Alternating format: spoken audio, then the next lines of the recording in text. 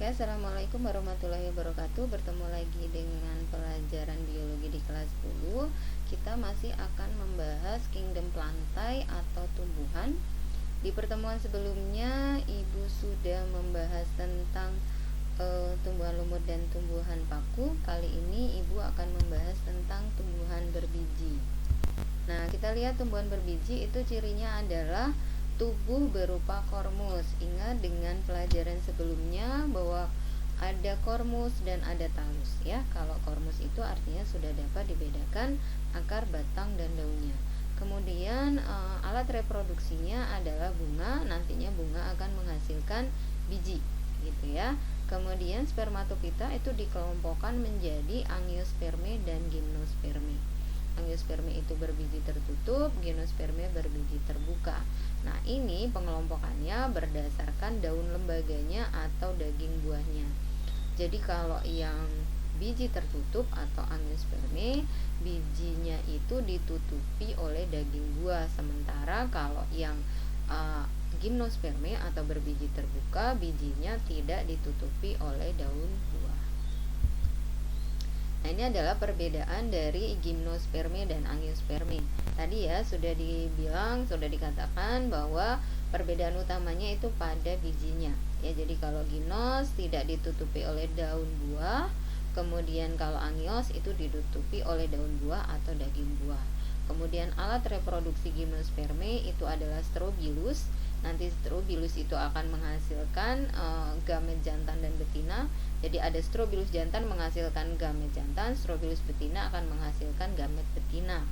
Ya, sehingga disebutnya itu diseus atau berumah dua. Kemudian kalau yang angiosperme, alat reproduksinya itu berupa bunga.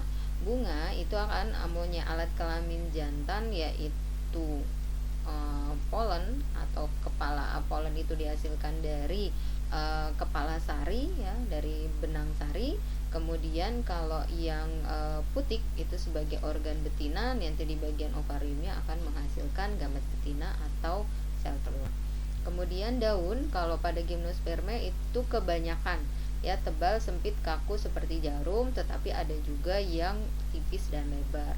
Nah, kalau yang angiosperme kebanyakan daunnya itu adalah lebar ya, dengan pertulangan daun sejajar, menyirip atau menjari atau melengkung. Nah, kalau kalian ingat lagi ya, apa perbedaan dari pertulangan daun sejajar, menyirip, menjari, dan melengkung. Kemudian pada gimnosperme batangnya itu berkambium. Kalau angiosperme ada dua pilihan, ada yang berkambium, ada yang tidak berkambium. Kemudian kalau pada gimnosperme akarnya itu tunggang. Kalau pada angiosperme juga ada yang tunggang dan ada yang serabut. Kemudian gimnosperme pembuahannya itu tunggal, kemudian angiosperme itu pembuahannya ganda. Nah, di sini Ibu akan menjelaskan apa itu pembuahan tunggal dan apa itu pembuahan ganda. Nah, kalau pembuahan tunggal artinya hanya ada satu sel sperma dan satu sel ovum, kemudian dia berfertilisasi, melebur, menghasilkan zigot, kemudian berkembang menjadi embrio. Seperti yang Ibu jelaskan tadi, jadi ada strobilus jantan, ada strobilus betina. Strobilus jantan menghasilkan polen atau serbuk sari, nanti akan jatuh di bagian salurannya strobilus betina, nanti akan terjadi fertilisasi, menghasilkan biji ya. Nah, bijinya itu terbentuknya di strobilus betina. Ya, seperti itu. Kemudian kalau yang pembuahan ganda itu adalah ingat ya bahwa bunga tadi mempunyai putik dan benang sari. Benang sarinya itu ada kepala sari, ya, ada kotak sari. Kotak sari itu akan melakukan proses pembentukan polen ya, atau serbuk sari. Ya, nantinya polen atau serbuk sari itu akan jatuh di kepala putik. Kemudian putik itu ada kepala putik, ada tangkai putik, kemudian ada bagian ovarium atau bakal biji. Nah, di bagian ovarium atau bakal biji itu juga terjadi proses pembelahan yang akan menghasilkan kandung lembaga atau bakal biji. Nah, di sini Ibu perhatikan di sini ya. Nah, kandung lembaga atau bakal biji, nah ini tadinya dia hanya menghasilkan satu kandung lembaga dan satu sel. Nah, kemudian selnya itu akan membelah secara mitosis ya sebanyak 3 kali sehingga menghasilkan 3 sel.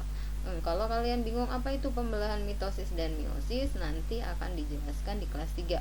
Nah, kalau sekarang kalian ingat hasilnya saja ya. Jadi pembelahan menghasilkan 8 sel ya. 8 inti sel. Nah, 8 inti sel itu 3 di atas, 3 di bawah, dan 2 di tengah ya. 2 yang di tengah itu disebut dengan inti kandung lembaga sekunder, 3 yang di atas itu disebut dengan antipoda, 3 yang di bawah, yang di tengah itu disebut dengan inti sel telur, kemudian 2 yang di kanan kiri itu disebut dengan sinergit. Oke. Kembali lagi dengan kepala sari yang tadi menghasilkan serbuk sari atau polen. Kalau serbuk sari atau polen tadi jatuh di kepala putik, maka dia akan membentuk bulu serbuk sari. Sini ya. Nah, membentuk bulu serbuk sari. Nah, bulu serbuk sarinya tuh ini. Nah, kemudian setiap polen itu awalnya hanya mempunyai satu inti. Kalau dia sudah jatuh di kepala putik, nantinya dia akan membelah menjadi 3 inti. Nah, 3 inti nih, ada 1, 2, 3. Nah, yang pertama itu adalah inti vegetatif, yang kedua itu adalah inti generatif 1, dan yang ketiga itu adalah inti generatif 2. Selalu berurut seperti ini ya. Nah, kenapa? Karena inti vegetatif itu fungsinya adalah untuk memanjangkan bulu serbuk sari sampai di kandung lembaga atau bakal bijinya dari si putik.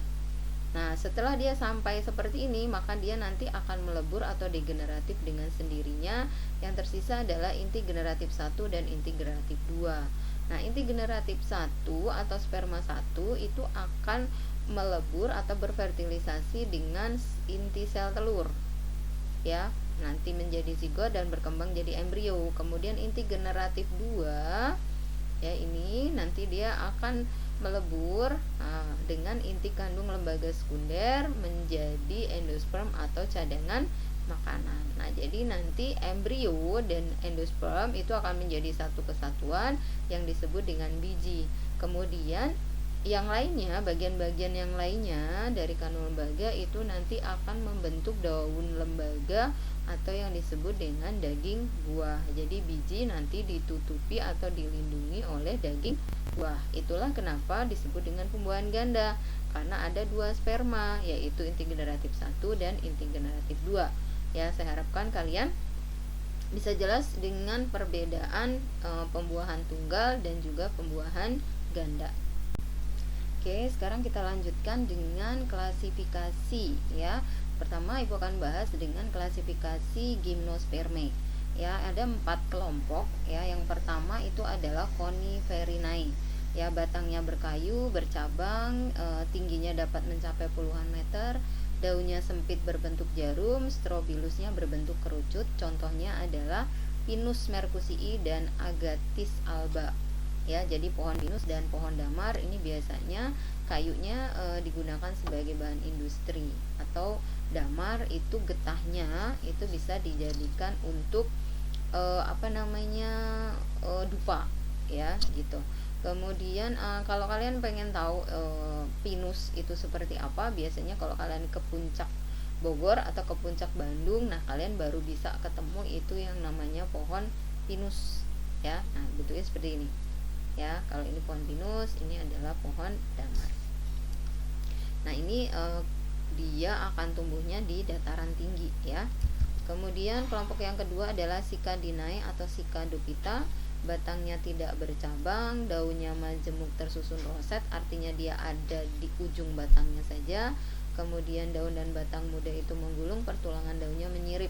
Ini kalau kalian lihat sekilas itu bentuknya sangat mirip dengan pohon kelapa. Tapi kalau pohon kelapa kan kalian sudah tahu ya, buahnya seperti itu. Nah, kalau ini buahnya kecil-kecil ya. Nah, jadi tidak kelapa tapi bentuk pohonnya seperti kelapa. Contohnya adalah Sikas rumpi atau pakis haji. Biasanya dia digunakan sebagai tanaman hias. Kemudian Genetinae atau Genetophyta, batangnya berkayu dan bercabang, pertulangan daunnya menyirip. Contohnya adalah Genetum genemon atau yang biasa kita sebut dengan melinjo. Nah, itu digunakan sebagai sayuran atau makanan emping. Nah, ini bijinya Kalau dia dijemur kering kemudian digeprek dipipihkan, nah nanti dia jadi emping, jadi kerupuk emping. Kemudian ini juga bisa digunakan untuk sayur asem. Nah biasanya kalau yang suka sayur asem pasti ketemu daun melinjo, daun yang mudanya atau biji melinjonya ini ya. Kemudian kelompok yang keempat itu adalah Ginkgo inai. Ginkgo inai ini harusnya ya, atau Ginkgo pita ya. Nah ini salah nih ya tulisannya. Kemudian bentuk daunnya itu seperti kipas, batang tidak bercabang.